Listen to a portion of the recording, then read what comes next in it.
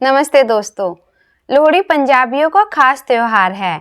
जिस दिन सूर्य मकर राशि में प्रवेश करने वाले होते हैं, उस दिन से ठीक एक दिन पहले लोहड़ी का त्योहार पंजाब, हरियाणा, दिल्ली, जम्मू कश्मीर और हिमाचल के अलावा और भी कई जगहों पर बड़े ही धूमधाम से मनाया जाता है। इस त्योहार के नाम का भी एक अर्थ है। ल से लकड़ी, ओ से सूखे उपले, डी से रेवड़ी। इस दिन लोग लकड़ी जलाकर उसके चारों ओर घूमते हैं और मक्का, मूंगफली, तिल और रेवड़ी आग में डालते हैं। लोहड़ी के 20-25 दिन पहले ही बच्चे लोहड़ी के लोकगीत गा गाकर लकड़ी और उपले इकट्ठे करते हैं। फिर इकट्ठी की गई सामग्री से चौराहे या किसी खुले स्थान पर आग जलाते हैं।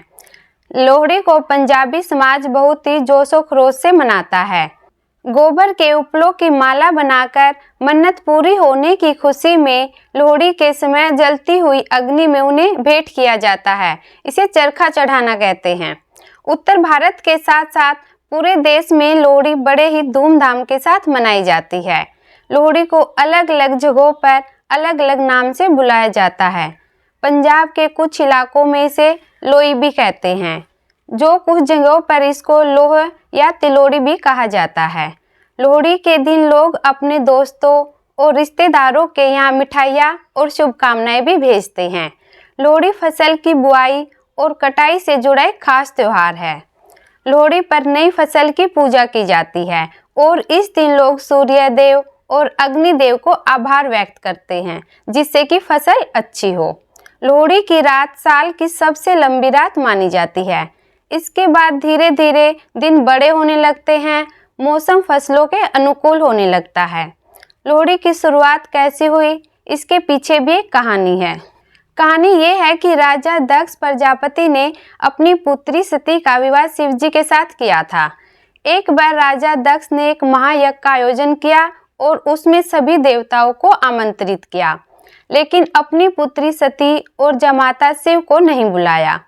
अपने पति का ऐसा अपमान देखकर माता सती ने यज्ञ कुंड की अग्नि में प्रवेश करके अपने देह को भस्म कर लिया।